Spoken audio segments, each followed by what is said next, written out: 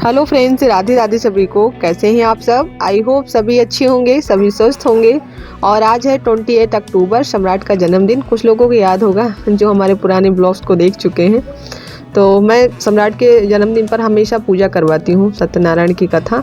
तो इसीलिए आज थोड़ा सा ज़्यादा जल्दी उठे हैं, मतलब क्लीनिंग वगैरह निपटाने के बाद नहाया धोया है। फिर यहाँ पर पहले लीप देंगे। अभी पौने 6 या 6 बजे होंगे, इतना ही होगा। अभी थोड़ा थोड़ा अंधेरा दिख रहा होगा आप लोगों को।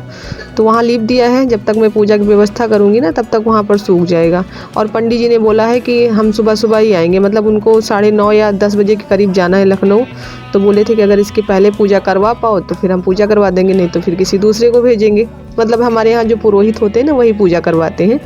और किसी कारणवश अगर वो अनुपस्थित है पूजा करवाने में, तो किसी दूसरे कथावाचक की व्यवस्था करना उनकी ही जिम्मेदारी है।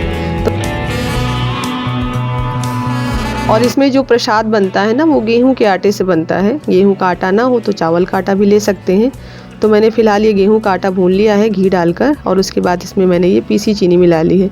मम्मी उधर अभी मट्ठा बना रहे थे, क्योंकि अभी पंचगव्य लगेगा ना चंदामृत के लिए, तो दही दूध घी सब लगेगा।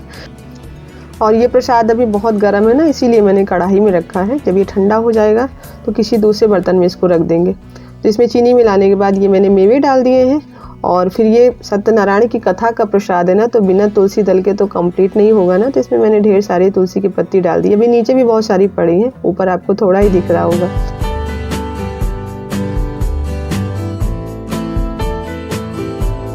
और मालूम है आपको, जब सत्यनारायण की कथा का प्रसाद बन जाता है ना, तो समझ लो आपने पूजा की व्यवस्था में 80% तो काम कर लिया है, क्योंकि सबसे ज़्यादा टाइम प्रसाद बनाने में लगता है।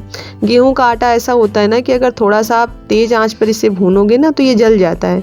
तो इसीलिए प्रसाद को जब भी तैयार करें, ये गेहूँ के आटे का या फिर चावल के आटे का, तो हमेशा इसको बहुत धीमी आंच पर भूनें। तो आप देखेंगे ना कि बहुत अच्छा स्वाद भी आएगा, और फिर जलने का भी डर नहीं रहता है।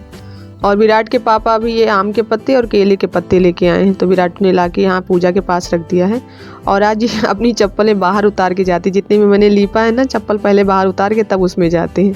और सम्राट से मैंने यहाँ पर ये बोला है उतारने के लिए। इसमें मैंने कुछ कलर रखे हैं, अबीर वगैरह जो बच जाता है ना।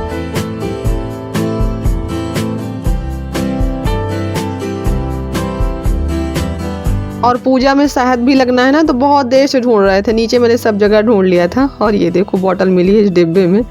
इस डिब्बे में फालतू के सामान रहते, पता नहीं ये बॉटल कब इसमें आके रख गई है। तो ये देखो सारा कबाड़ भरा पड़ा है इसमें। विराट को शहद बहुत पसंद है ना, तो इसे छुपा के रखना पड़ता है बॉटल को, नहीं तो ये पूरी बॉटल जूठा कर देता है। तो इसीलिए मैंने इसको शायद रख दिया होगा कभी, मुझे खुद याद नहीं है इस टाइम अभी। तो ये मैंने कलर निकाले हैं। ये सब होली पर जो कलर बच जाते हैं ना, अबीर, वही अबीर है सब। कोई भी अबीर मैं फेंकती नहीं हूँ, और ख़त्म तो होता नहीं, क्योंकि पैकेट पूरी आती है। तो पैकेट में इतना अबीर होता है ना कि मिलने वालों की संख्या कम होती है, अबीर ज़्यादा होता है। तो मैंने यहाँ पर ये वही कलर सब भर दिया है। तो ये बहुत अच्छी रंगोली तैयार हो गई है भगवान के लिए। और बस यहाँ पर अभी स्थापित कर देंगे अपने बृहस्पति भगवान को, उनकी तस्वीर को। और यहाँ कलश रखने के लिए भी मैंने छोटी सी रंगोली बना दी है, और इस पर रख दिया है जल से भरा एक लोटा। और इसमें ये आम के जो पत्ते हैं ना, इनको तोड़ना नहीं है, मतलब पूरे तोड़ के नहीं निकालना है। देखना है 7-5 होनी चाहिए। तो मैंने 7 पत्तियों को छोड़कर बाकी नीचे नीचे जो पत्तियां थी सब मैंने निकाल दी हैं। और उसके ऊपर ये चावल की कटोरी रख दी है। और जो पत्ते बच गए थे ना, उनको मैंने जो चौकी रखी है उसके साइड लगा दिया। अच्छा लग रहा है। केले के पत्ते लगा दिए हैं। और धीरे धीरे करके जो भी मुझे करना है ना, वो सारी चीज़ें मैं एक एक करके व्यवस्थित करती जा रही हूँ।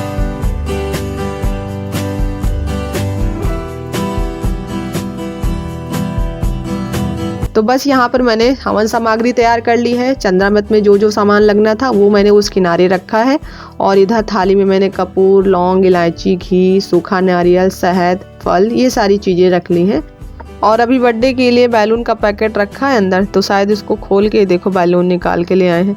तो इधर साइड जहाँ से मैंने लीपा इसको मना कर रखा है ना आने के लिए, तो इसीलिए बाहर से कह रहा था मम्मी मेरा बैलून चला गया भगवान के पास, उसको उठा दो। तो ये अभी नहाया नहीं है ना, इसीलिए इसको मना कर रहे हैं। तो मेरी तैयारी हो गई है, मैंने महावर लगा लिया है।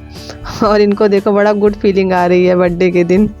सारी व्यवस्था हो चुकी है पूजा की। पंडित जी ने बोला था 8:30 बजे तक आ जाएंगे, लेकिन अभी जब फ़ोन किए ना, तो पता चला है कि पंडित जी का एक्सीडेंट हो गया है। तो बोल रहे थे अपने भाई को भेज रहे हैं।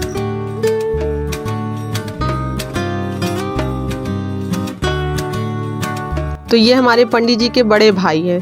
तो अभी हम लोग पूछ रहे थे कि कैसे क्या हो गया अभी शाम को, तो बात हुई थी तो बोल रहे थे कि सब्जी लाने गए थे और पीछे से किसी बाइक वाले ने टक्कर मार दी थी, तो पैर में थोड़ी सी ज़्यादा चोट आ गई है, पैर से उठ नहीं पा रहे हैं।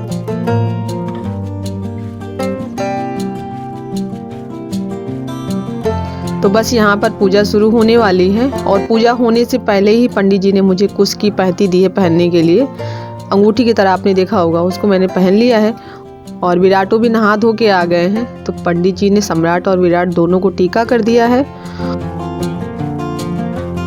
और हमेशा ये पूजा सम्राट के पापा या तो फिर मम्मी करवाती हैं, हम नहीं करवाते क्योंकि बाहर से बहुत सारा सामान देना पड़ता है, लाना पड़ता है, तो फिर मम्मी को मिलता नहीं है। लेकिन आज सुबह सुबह ही मुझे आदेश मिला कि ये कथा तुम्हें करवानी है, तो फिर जल्दी जल्दी ये वाली साड़ी ढूंढे क्योंकि इसमें पीले कलर की साड़ी चाहिए, लेकिन ब्लाउज नहीं मिला फिर भी तो ब्लाउज दूसरी साड़ी का पहने हैं। तो यहाँ पर शालिग्राम को नहला धुला के इनको इनके आसन पर बैठा दिया है मैंने चंदन टीका करके, ये देखो, और इनको ये वस्त्र पहना दिया है कलावे से। और इनको अभी दूध, दही, घी, शक्कर, शहद, गंगा जल इन सब से नहलाया गया है।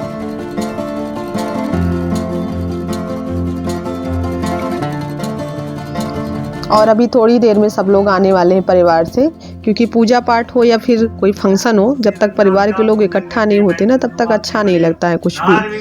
तो अभी सब लोग आ गए हैं क्योंकि अभी सुबह का टाइम है ना, तो धीरे धीरे सब लोग आ रहे हैं काम निपटा के, क्योंकि कथा सुनने में, कथा करने में टाइम लगता है। यहाँ गाँव में तो ऐसी कहावत चलती है, जैसे किसी काम को अगर थोड़ा सा लेट करो ना तो सब लोग यही कहते हैं कथा सुन रहे हो क्या तो यहाँ पर हवन जब हो रहा है ना तो मैंने सम्राट को भी बैठा लिया है। वैसे पंडित जी बोल रहे हैं कि माता पिता जो करते हैं ना उसका सीधा प्रभाव बच्चों के ऊपर होता है।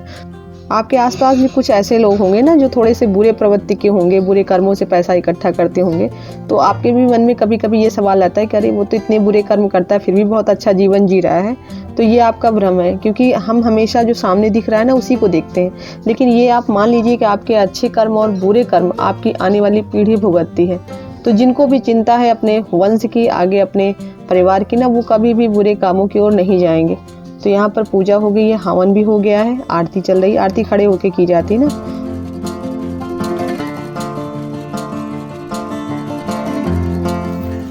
दिखाई पड़ जाए। लोअर पहने थे, जबरदस्ती लोअर उतरवाए, बोल रहे हैं मम्मी गर्मी लग रही है। मम्मा हमको गर्मी लग रहा है, हम भी दिखाई पड़ जाए। पीछे आओ, आप दिखोगे पीछे। अरे पूरा हमको सही दिखाई पड़, पूरा दिख रहे हो आप, पूरा दिख रहे हो, पूरा शरीर पैर तक। पैर में आपने कुछ पहना नहीं है, पैर मत दिखाओ। अरे हाँ याद आ गया। चलो हटो बाबू, यहाँ पे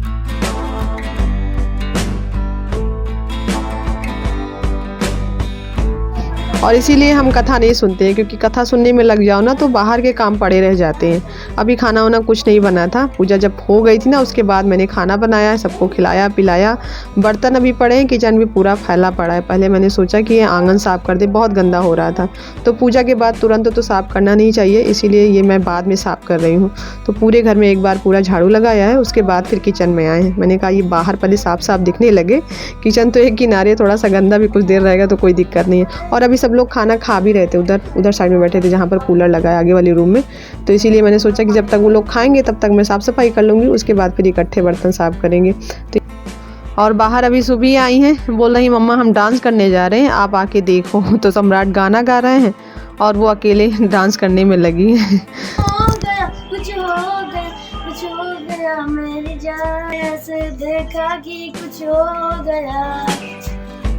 तो बर्थडे सेलिब्रेशन का ब्लॉग आपको कल देखने के लिए मिलेगा। यहीं पर ब्लॉग को एंड कर रहे हैं। पसंद आया हो तो लाइक कीजिएगा, नए हो तो चैनल को सब्सक्राइब कर लीजिए। मिलते हैं नेक्स्ट वीडियो में, तब तक के लिए आप लोग अपना ख्याल रखिए। Bye bye, take care.